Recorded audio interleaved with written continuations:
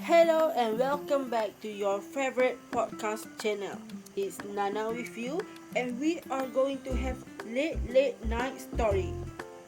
So, for today's story, I will tell you a folklore from my hometown, which is Kedah, Raja Besiong or Fanged King.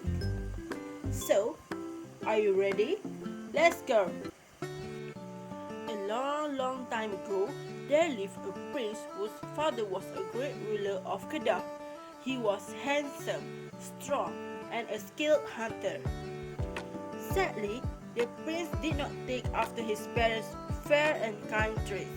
He was a spoiled and haughty youth, and a rogue even after he became a king. One day, the prince complained to his minister of a nagging toothache in his upper jaw. A few days later, a pair of long pointed teeth emerged. Since then, he was known as Raja Besiong, the Fanged King. Raja Besiong was a cruel and a merciless ruler. Those caught committing crimes, however minor, were severely punished. One day, a cook cut her finger while preparing for Raja Besiong's favorite spinach broth, and her blood dripped into the dish. She didn't have time to prepare another pot, so the tainted dish was served to the king. Raja Besiong immediately tasted the difference. In fact, he found it exceptionally delicious. He finished the broth to its last drop and summoned the cook. He unsheathed his cuirass and held it to the terrified woman's neck, forcing her to explain the alien ingredients added to the broth. She told him about the cut on her finger and how the blood had accidentally dripped into the pot. He spared her, but from that day, and ordered a criminal to be executed every day so that he could have blood for his broth.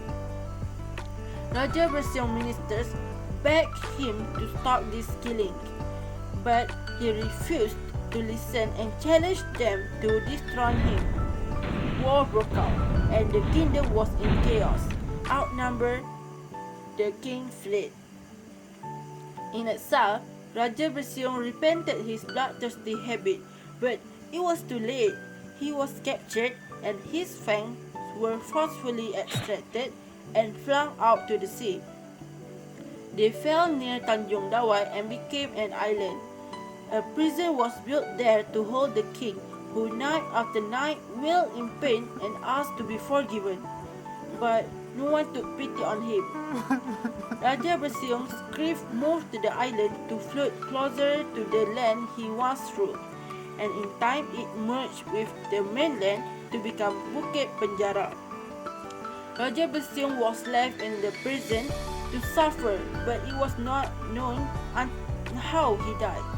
Until today, on quiet nights, fishermen of Bukit Penjara say they can still hear Raja Besiong wailing from the prison.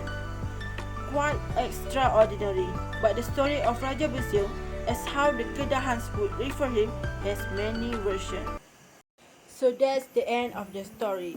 If you want to listen for another version, just DM me in my Instagram. But let's think, if there is Raja Besiong now, what would happen and what would you do? I will leave you with the question. Have a sweet dream and bye bye.